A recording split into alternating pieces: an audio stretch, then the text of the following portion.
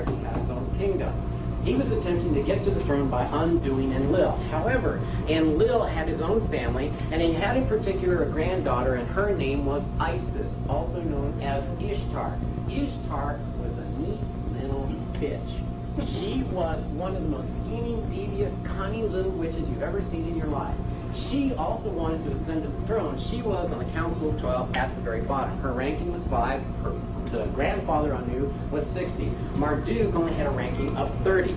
Isis, Ishtar, wanted to become the queen and take over everything. So she conspired to undo her grandfather. She had a twin brother. His name was Sin. Sin and his sister attempted to undo Enlil and to undo their father. However, it failed. Sin was punished. He was banished to the moon. He had to live there. Ishtar, Isis, was very unhappy. So she decided, well, in that case, I'm going to go after the the son of Enki. The youngest one, his name was Dumuzi.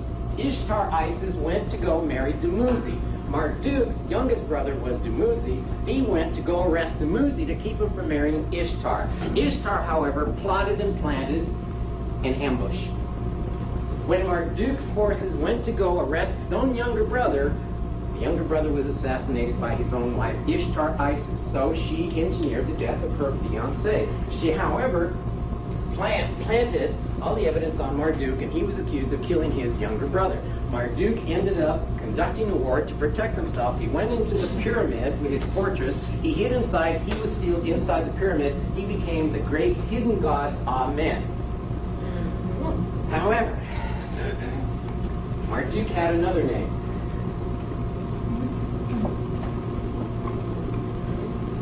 Amen-Ra. Okay?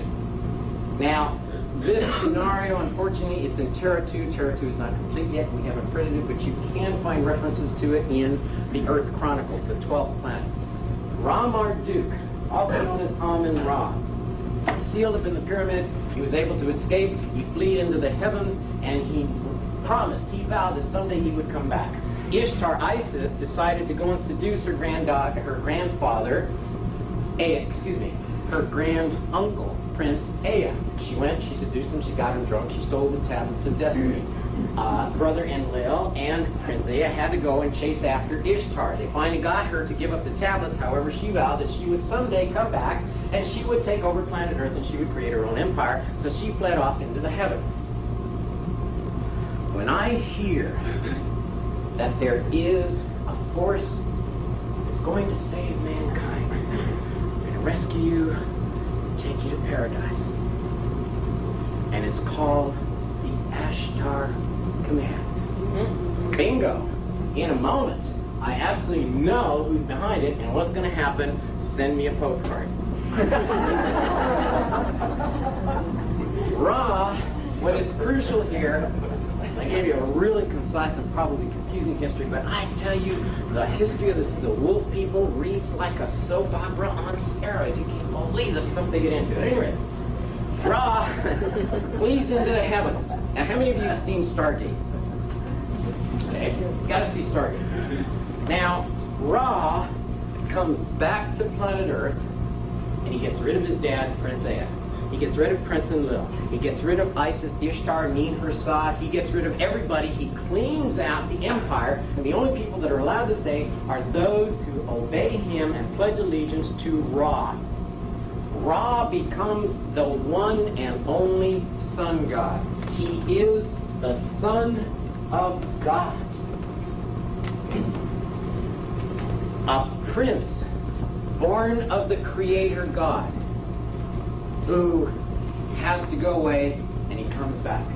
The second coming of the Lord Creator. What is that? Whoops. Yeah, they're getting younger and younger all the time. Ra comes back with a new ally. He has new backing. Someone who is willing to underwrite his revolution, someone who is willing to move in with him and undo the Syrian king.